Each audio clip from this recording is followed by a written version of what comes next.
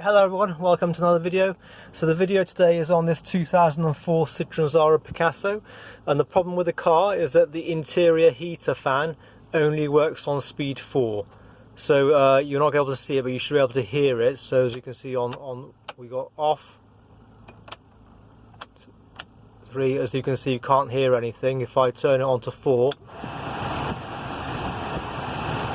as you can see it comes on full blast.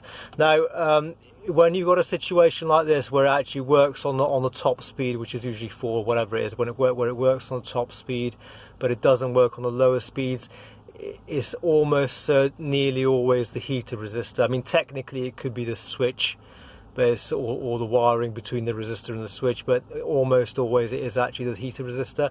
So based on that fact, I'm just going to assume that it is the heater resistor. So without any further diagnostics, we're going to get on in there and change the heater resistor and hopefully confirm that it's fixed it.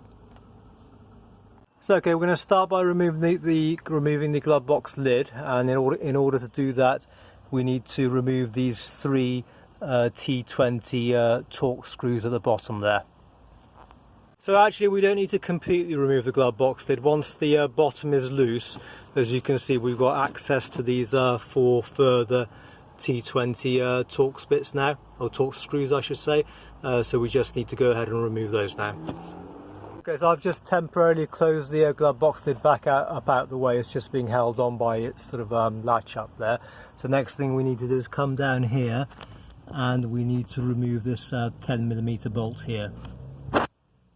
Okay, so then there's some further T20 Torx screws hiding behind these or within these rubber grommet type things. So what you can do, you can actually either pull them out first, pull the rubber off first, or there's a hole there, so you can just go in through that hole and feel for when the screw starts gripping, and basically unscrew the whole thing, the grommet and the screw out like that. And there's 1, 2, 3, 4 of those. Right, so at this point the top is being gripped just by where the kind of the dash sort of folds over on itself.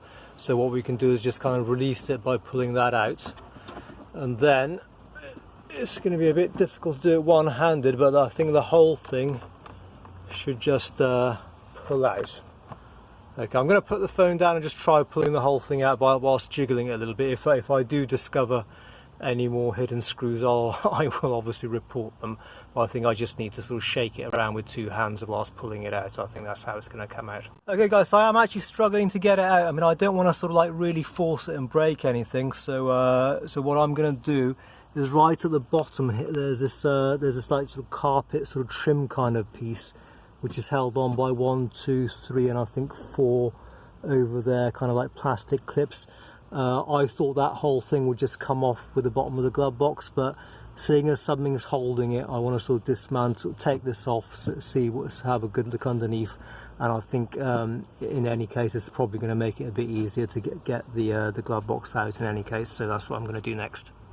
So remove that piece of trim, and this is the sort of clips that's sort of holding it in place, and I just used like one of these trim removal tools to just kind of leave that away, leave them away. By the way, one of these is well worth having. It definitely makes jobs like this a lot easier than trying to use a screwdriver or something instead, so it's well worth having one of these. I've had this one for years. So anyway, taking that off, and that was well worth doing, because the reason I'd left the glove box lid kind of on there loosely before was because it was attached. This trim piece was attached, you know, through the glove box lid.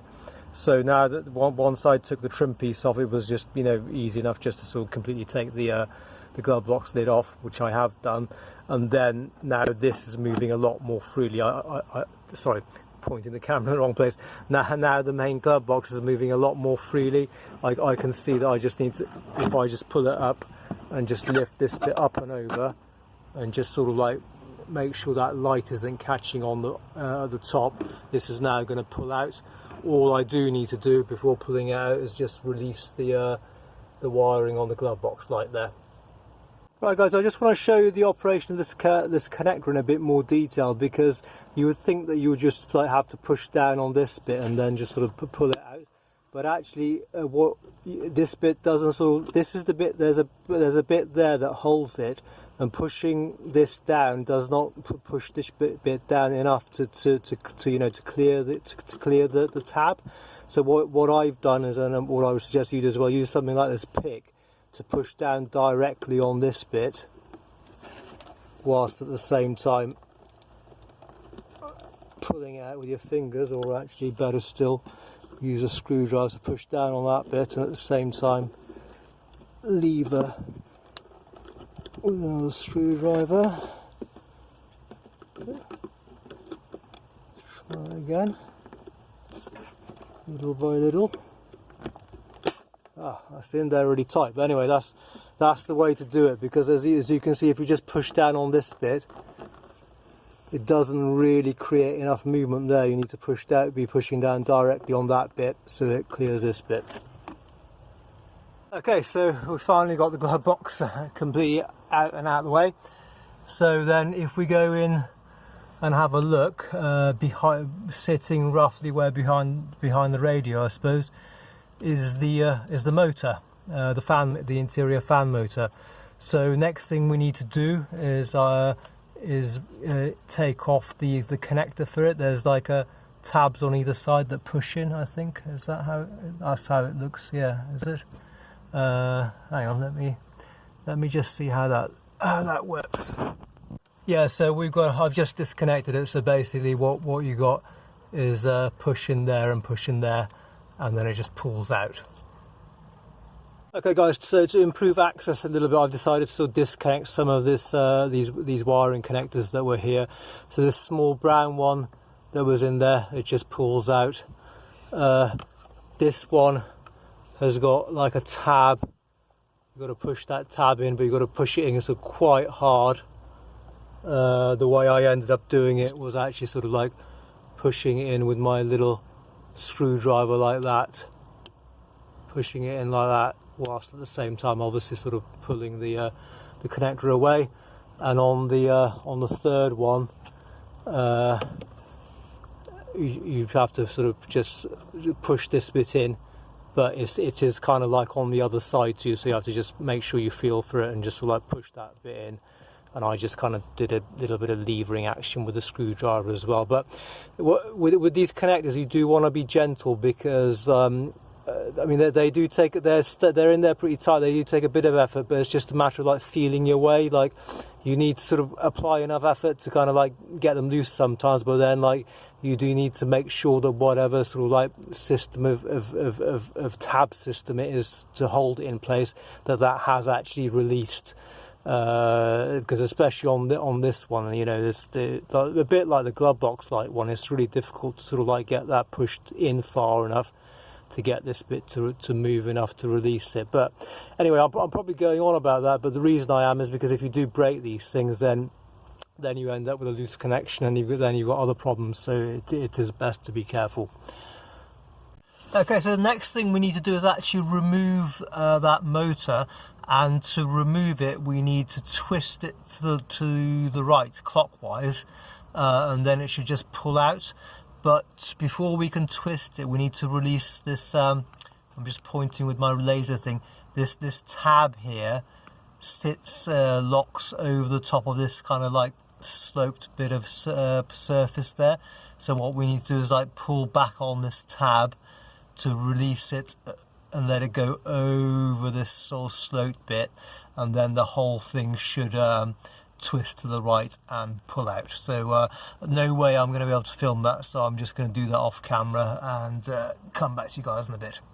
Right, here is the motor removed, and I did notice that there's a screw hole there, so it's possible that yours might have a screw going in through there. This one didn't. I don't know if it was never fitted with it, or from factory, or maybe it's been out before. That I'm not sure about, but just check to make sure that you haven't got a screw there. Obviously, if you have, you know, you obviously remove it first.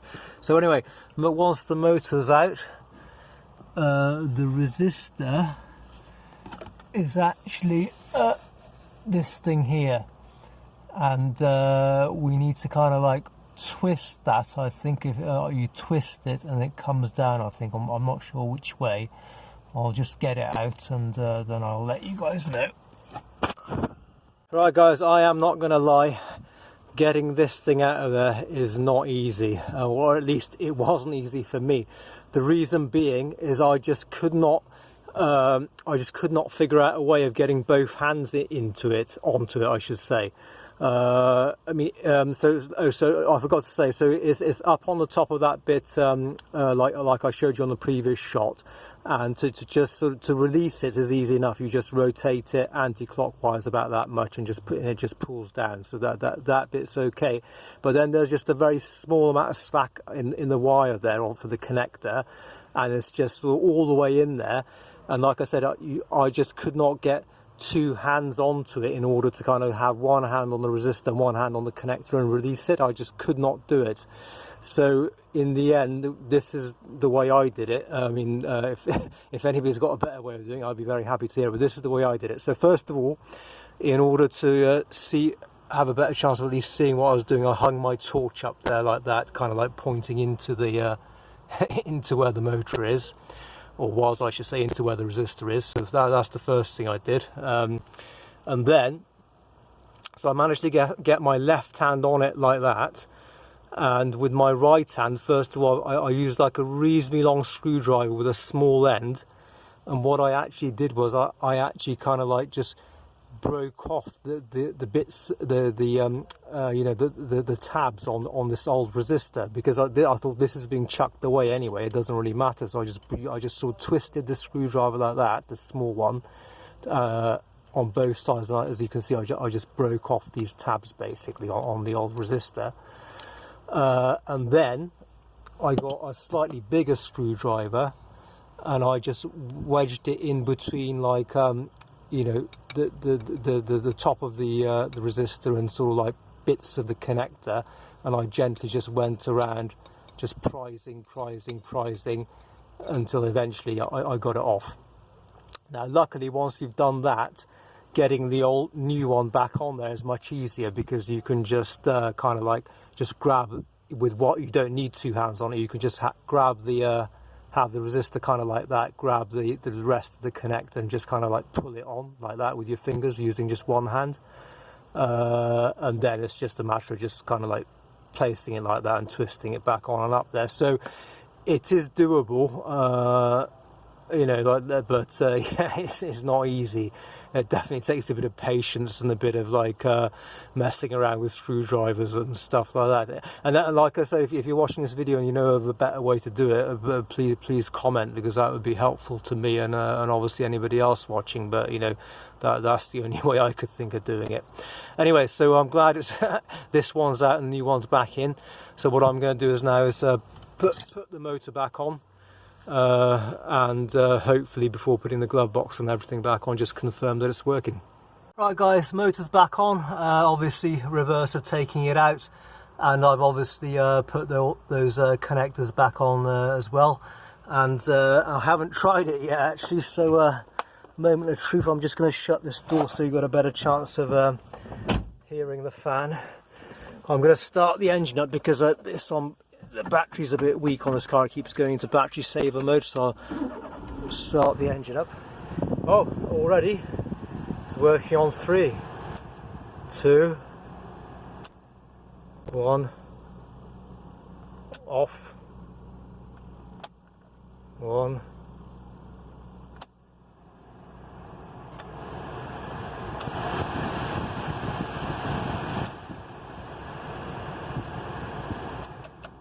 Great, it's working, so fixed.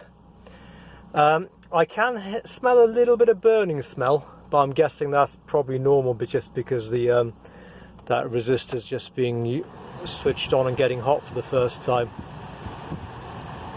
I really hope it's not a bad resistor and I have to take it back out. I will not be happy.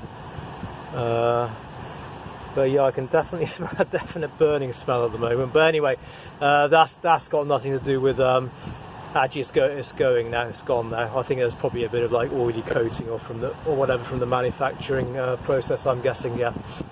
Yeah, smelling all right now. Right, that's it then, guys. Fixed. I got to say that job was longer and more difficult than what I thought it was going to be, but it's fixed. So I hope the video is useful to you, and thank you for watching. Obviously, I'm going to put the glove box and all that back on, but I won't show doing that. It's just obviously the reverse of taking it off. Yeah, see you guys on the next video. Thanks for watching. Bye bye.